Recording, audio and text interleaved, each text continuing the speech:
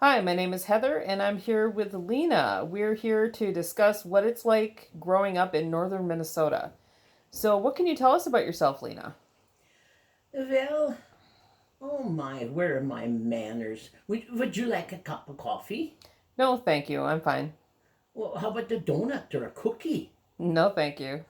I could heat you up some hot dish if you hadn't had dinner. It's no trouble. No, thank you, really. I'm fine. I don't need anything. So, what was it like growing up here in northern Minnesota? Where did you live? Well, I grew up right around here on the farm. I had six older brothers and sisters, and it was, the usual stuff. You had your chores to do, and we all helped with the milking and out in the fields. What did you do to entertain yourselves? Well, living on the farm, there's always something to do. Sometimes we would play baseball or roam through the woods. My pa would always tell us, "You go down to the lake now and catch some supper." So we would grab our fishing poles and go down to the lake and catch us some fish. Pa loved his fish. He could eat fish 3 times a day if Ma permitted.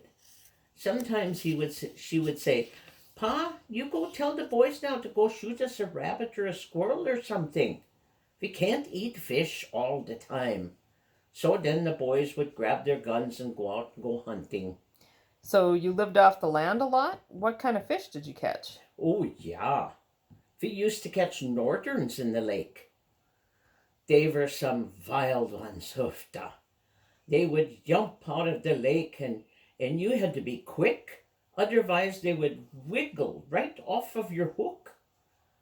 One time I was fishing across the lake at my neighbor's and I was standing on the sandbar. And so I was out in the water. And here I got a bite. And that was the meanest thing I'd ever seen. So I put the pole over my shoulder and I ran into shore. By gosh, that fish came just flying out of the water. That's the only way I could keep him on my hook. My pa got such a kick out of that, he laughed and laughed. I told pa, "You wouldn't think it was so funny if it would have drugged me out in the lake." Oh, well, went fishing so many times when I was a kid, I swore up and down if I ever got married, I would never go fishing again. How old were you when you got married? I was about, well, let's see, I think about 15. Where did you live after you were married? Well, we stayed on the farm. All my brothers and sisters were married and moved out of state. And I was the only one left there, when I got married. And Pa said if we wanted to help on the farm that we could just stay there, and that's what we done. How long did you live on the farm with your husband? Oh gosh, we were there for many years, and then Ma and Pa, they passed, and so then we decided to move into town. We got a small house, and we were there till my husband passed, and then I got myself an apartment. I like it here. The park is right across the street, so sometimes I go down there in the evening and sit by the pond and watch the ducks. This must be a big change for you from being on the farm. What do you keep busy with? Well, sometimes I play cards with the neighbors, or I have my puzzles, and I watch a little TV once in a while, or I do some writing. Really? What kind of things do you write? Well, so far I've written a children's book, lots of poems, and now I'm working on a scary story. Well, that's unusual. Quite a variety. Yeah, well, I like doing something different so I don't get bored. What are some other things you do for entertainment? Have you dated anyone since your husband passed? Oh, well, no, no, no, no. I always tell people, well, what in the hell would I do with something like that?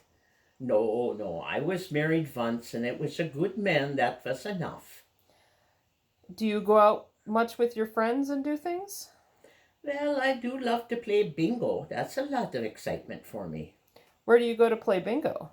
I used to go up to the Legion Club, but now they've shut down, and now I have to either go to Minoman or I have to go to the embassy here in town, and then they play bingo there and sometimes cards. I did have a friend of mine come visit from Minneapolis, and she said, "Let's go up to Trail. They serve drinks up there." I said, "Well, did they play bingo?" And she said, "Oh, sure." Well, that was the strangest bingo game I've ever been to. Name and Hardusep. I will never go back to that again. Trail is up north, and I think things are a little different around there. Oh, really? What happened? Well, we go to this place and it was really nice. It had lots of tables and we sat down and my friend went up to the bar and got us each a drink. And she called mine a Long Island tea. It was good, but I never had tea at bingo before. Well, then we got to be quite the crowd getting in there. And I asked my friend, "Well, when do we get our bingo cards?" And she said, "Oh, someone will bring those over to our table." Well, then I noticed that it was mostly women there. And then they dimmed the lights, and I said, "How are we supposed to play bingo when it's dark?" My friend said, "Well, they have some entertainment before bingo." So I said, "Okay." Well, then the next thing I noticed was all these women started whooping and hollering. You would think they were calling pigs in a pen. Then all of a sudden I noticed these poor boys up on some kind of a stage thing there, and it was the darndest thing I'd ever seen. They all had bow ties around their neck and cuffs on their wrist, but no shirt. They had long pants on and no shoes. The poor things, I thought. They're so poor they can't afford to buy any decent clothes. Then they came off of the stage and were walking around the tables. All those women were putting dollar bills in the waistband of their pants. Well, then it finally dawned on me what they were doing there. What do you think they were doing? Well, it was pretty obvious at that point. Those poor boys were taking up a collection so they could go out and buy some decent clothes. The only thing I didn't understand was why they had to go dancing and yumping around the tables. I don't know why they didn't just pass around a hat, because the money wasn't going to stay in their waistband the way they were carrying on. Then there was this poor boy that came to our table and he put his hands in his pockets. Well, don't you know, the pants fell right off. I felt so bad for the boy, and that was bad enough, but then his underwear was wore out. Oofta. The women were still putting dollar bills in his underwear. Goodness sakes, I thought he's going to lose all that money. And then the boy came right over to me and he started shaking. I told him, "If you're cold, I have a shawl I can put on you." My friend just laughed and she said, "You have to put some money in there." "Where?" I said. "He'll lose it." So I took a coin purse out of my bag and it had a fairly long chain on it, and I put it on his neck. That poor boy was shaking. I told him a dollar bill isn't very much to get you some new clothes. So I had a 20 I had taken along for bingo. So I put that in the coin purse and then I whispered to him, "If you go to the embassy on a certain day, you get a whole bag of clothes for $2. Then maybe you can get some for your friends too." And then I gave him my shawl. "And you put this on. You look so cold." And he got such a surprised look on his face. Then he gave me a hug. And he said, "I wish you were my mom." I just patted him on the back and wished the poor boy good luck. So, what happened after that? Did you stay for bingo? Oh no, I couldn't do that. I gave all my money to that poor boy. I hope he got enough clothes or money for his clothes.